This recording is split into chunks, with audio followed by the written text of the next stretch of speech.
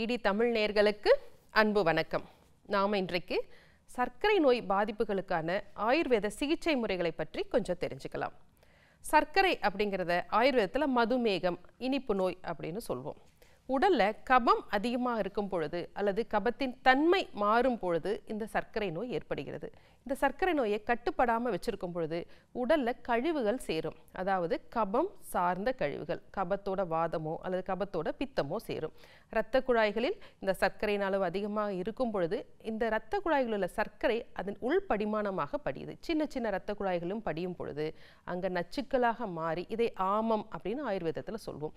அந்த ஸ்ரோதஸ் அப்படிங்கிற இந்த குழாய்களில் சின்ன சின்ன துவாரங்களில் அடைபடுகிறது. இதனால் என்ன ஆகும்னா அந்த திசுக்களுக்கு போதுமான உயிர் சத்துக்கள் போகாது. அதற்கப்புறம் அந்த நரம்பு மண்டலத்திலையும் அந்த உயிர் சத்துக்கள் போகாமல் இருக்கிறனால அந்த நரம்பு மண்டலத்தில் பல பாதிப்புகள் ஏற்படுகிறது. இதன் அறிகுறிகளின் அடிப்படையில் நம்ம சிகிச்சை செய்வோம். என்னென்ன அறிகுறிகள் பொதுவாக ஏற்படுகிறதுனா காலில் வலி, எரிச்சல், மதமதப்பு, தீவிரமான முள் குத்துதல் போல அல்லது ஊசி குத்துவது போன்ற வலி, உடல் சோர்வு ஏற்படும். ஒரு சிலருக்கு இடுப்புல இருந்தே கால் வரைக்கும் வலிக்கும், நடக்கும் பொழுது தள்ளாடுவது போன்ற உணர்வு இருக்கும். இந்த மாதிரி அறிகுறிகள் இருக்கும் பொழுது அந்த அறிகுறிகளை வாதம், பித்தம், கஃபம் அடிப்படையில் பிரிப்போம். இப்போ சிகிச்சையை பற்றி தெரிஞ்சுக்கலாம். ஆயுர்வேதத்தில் எப்பொழுதுமே வயிற்றில் உள்ள கழிவுகளை நீக்கி தான் நம்ம சிகிச்சை ஆரம்பிப்போம். ஏன்னா நம்ம கொடுக்கின்ற மருந்துகள் வயிற்றில் சரியாக உறிஞ்சப்பட்டால்தான் அது சத்துக்களாக மாறி அந்த நோயை தீர்க்கும். அப்போ முதல் நிலையில் பசியை தூண்டுவது போன்ற மருந்துகளை கொடுப்போம். அவங்க சர்க்கரை அளவு கட்டுப்பாட்டில் இருக்கான்னு பார்ப்போம்.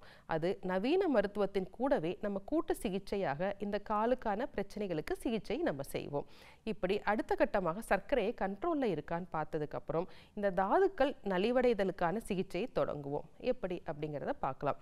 காலில் வலி அதிகமாக இருக்கு அப்படின்னா அவர்களுக்கு எண்ணெய் சிகிச்சை நம்ம செய்யலாம். பாத அபியங்கம், பாதம் என்றால் கால், அதில் ஒரு மசாஜ் போல செய்யும் பொழுது அந்த பெரிஃபரல் நர்வ்ஸ் அவருடைய எண்டிங்ஸ் தூண்டப்பட்டு அந்த உணர்வுகள் அவங்களுக்கு சரியாக கிடைக்கிறதுக்கு வாய்ப்பு இருக்குது. பாத வலி அல்லது மருத்து போதல் அப்படிங்கிற பிரச்சனை தான் இன்னைக்கு அதிகமாக இருக்குது. அப்போ நம்ம எரிச்சலோட வலி இருக்கும் பொழுது அவங்களுக்கு பிண்ட தைலம் போன்ற குளிர்ச்சியை கொடுக்கக்கூடிய எண்ணெய் பசையுடைய எண்ணெய்களை கொண்டு மசாஜ் பண்ணுவோம். அல்லது ரொம்ப எரிச்சல் அதிகமாக இருக்குன்னா மூலிகை மருந்துகளை கஷாயம் போல வச்சு அதை நன்றாக ஆற வைத்து அந்த காலை அந்த கஷாயத்தில் கொஞ்ச நேரம் வச்சிருக்கும் பொழுது அந்த எரிச்சல் படிப்படியாக குறைவதற்கு வாய்ப்பு இருக்கு. மூன்றாவதாக சிலருக்கு ரொம்ப அதிகமான மருத்து போதல் இருக்கும். அப்போ அவங்களுக்கு மூலிகை பொடிகளை வச்சு உத்வர்த்தனம், அதாவது பவுடர்ஸை வச்சு மசாஜ் செய்கிறது.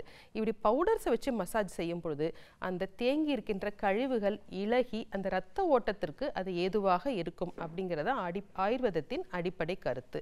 இந்த மாதிரி படிப்படியான சிகிச்சைகள். அல்லது இடுப்புலேருந்து கால் வரைக்கும் தீவிரமான வலி இருக்குது அப்படின்னா அவங்களுக்கு எண்ணெய் சிகிச்சையில் இலைக்கிழி அல்லது நாரங்கக்கிளி, எலுமிச்சை சேர்ந்த இலைக்கிழி, நாரங்கக்கிளி போன்ற சிகிச்சைகளை நம்ம செய்வோம். இப்படி புற சிகிச்சைகள் அவங்களுக்கு செஞ்சதுக்கப்புறம் அந்த தாதுக்கள் உயிர் பெறுவதற்காக ரசாயனம் தன்மையுள்ள, அதாவது ஆன்டி ஆக்சிடென்ட்ஸ்ன்னு சொல்லுவோம், அந்த தன்மையுள்ள மூலிகைகளை நம்ம கஷாயம் வடிவிலோ அல்லது தூள் வடிவிலோ அல்லது நெய் வடிவிலோ நம்ம கொடுக்கலாம்.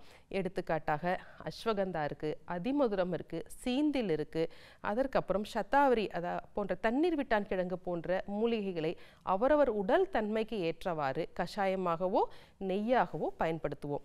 இன்னும் சில பேருக்கு பார்த்தீங்கன்னா ரொம்ப பிரச்சனைகள் அதிகமாக இருக்கும் பொழுது ஆயுர்வேதத்தில் பஞ்சகர்ம சிகிச்சையில் வஸ்தி போன்ற சிகிச்சைகள் இருக்குது. இந்த வஸ்தி போன்ற சிகிச்சைகள் நரம்பு மண்டலத்தை சீராக வைப்பதற்கும் பிரச்சனைகளை எளிதாக கையாள்வதற்கும் உதவியாக இருக்குது. அவரவர் உடல் பலத்தை பொறுத்து மூலிகைகளும் புற சிகிச்சைகள் மூலமாக இந்த நரம்பு பிரச்சனைகளை நம்ம திறம்பட கையாள முடியும். சரி நேயர்களே, இன்றைக்கு சர்க்கரை நோய்க்கான நரம்பு பாதிப்புகளுக்கான ஆயுர்வேத சிகிச்சைகள் பற்றிய சில குறிப்புகளை தெரிந்து கொண்டோம். வேறொரு நிகழ்ச்சியில் சந்திக்கலாம். நன்றி.